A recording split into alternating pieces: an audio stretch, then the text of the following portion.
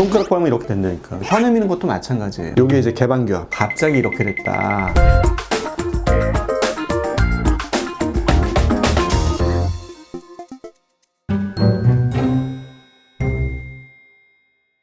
원장님 안개사 잠깐 화장실 다녀오셨을 때 저희끼리 한 얘기가 네. 그 사진에 개방교합 이거. 손가락 밟으면 이렇게 된다니까. 그러면 음식 못 먹지 않나요? 못 끊어 먹죠. 자, 이게 치아가 보세요. 얼굴이 자랄 때요. 이렇게 벌어지면서 자라는 사람이 있어. 요게 이제 개방교합.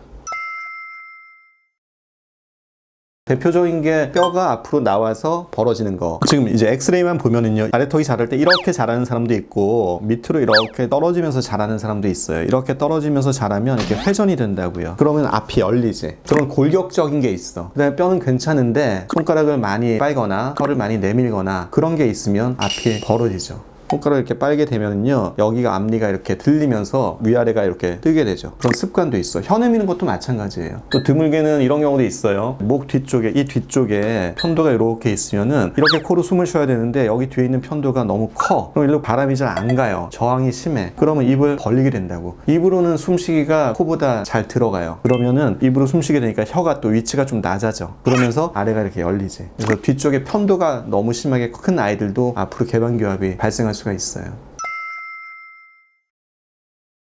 그건 아니고 갑자기 이렇게 열리진 않아요. 원래 조금씩 있는데 점점 나이가 들수록 조금씩 이렇게 벌어지지. 처음에 모르고 있다가 알게 되는 거고, 습관에 의한 것도 손가락 빨 때도 처음에 좀 모르다가 어느 정도 지나고 나니까 이게 눈에 띌 정도가 되는 거예요. 그러니까 그때 돼서 이제 인식을 하고 느끼는 거죠. 갑자기 이렇게 됐다. 증상이 없었는데 그렇게 느끼는 거지, 실제로 전부 다 조금씩 생겨나는 거예요. 그리고 진행이 되는 거지.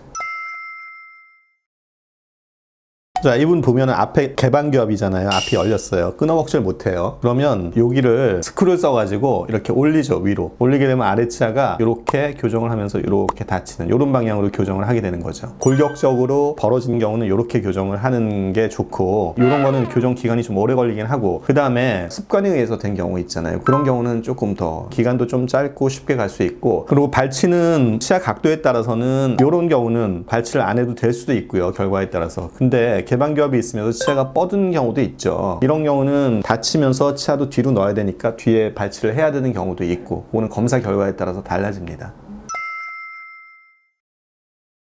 심하지 않은 경우, 아주 경미한 경우에는 그냥 둬도 돼요. 크게 문제는 없어. 문제는 없고, 그게 그냥 둔다고 해서 진행이 되느냐, 그거는 조금 이제 사람마다 다르죠. 예를 들어서 똑같은 상태인데 습관이 지속되는 사람하고 습관이 지속되지 않는 사람하고는 차이가 있겠죠. 어느 정도 좀 심하면은 손을 봐야 되지만 그 정도가 아니면 크게 할 필요까지는 없다. 그냥 개인적으로 그렇게 생각을 해요.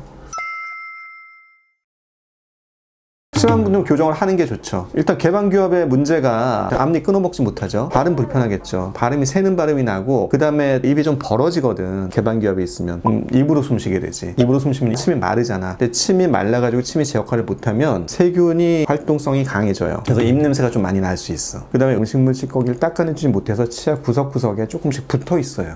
애들은 충치 확률도 조금씩 올라가요. 많이 벌어지면은 혀가 보여. 얘기를 할 때 혀가 왔다 갔다 하는 게 굉장히 컴플렉스예요. 그런 분들은. 또 한 가지가 있는데, 보통은 씹을 때 앞니하고 어금니가 서로 그 역할을 좀 분담을 해요. 앞니 쓸 때는 어금니는 좀 쉬면서 좀 보호를 하고 그렇게 되는데, 앞니가 이렇게 벌어져 있으면은요, 옆에 이로 끊어 먹어요. 어금니가 항상 일을 해야 돼. 그래서 젊은 분들은 잘 모르는데, 나이가 이제 들어가면서 40대 50대 넘어가면 어금니가 다른 사람들보다 잘 닳아요. 마모가 돼요. 그러면 잘 갈라져. 금도 가고, 심한 분들은 깨지기도 해요. 그런 것들이 개방교합 있는 분들이 조금 더 확률이 높아. 그래서 여기도 이분도 약간 이렇게 개방교합이 있는 분인데, 뒤에 치아 마모가 이렇게 돼 있어요. 요게 지금 마모가 된 부분이에요. 요런 데가 많이 닳아 있어. 잇몸이 이것 때문에 좀 약해지기도 하고 그래요. 그래서 개방교합이 생각보다 나중에 그런 기능적 부작용이 있어. 장기적으로 이런 부분은 잘 모르는데, 이런 부분들도 신경을 써서 교정을 좀 고려를 해봐야 돼요.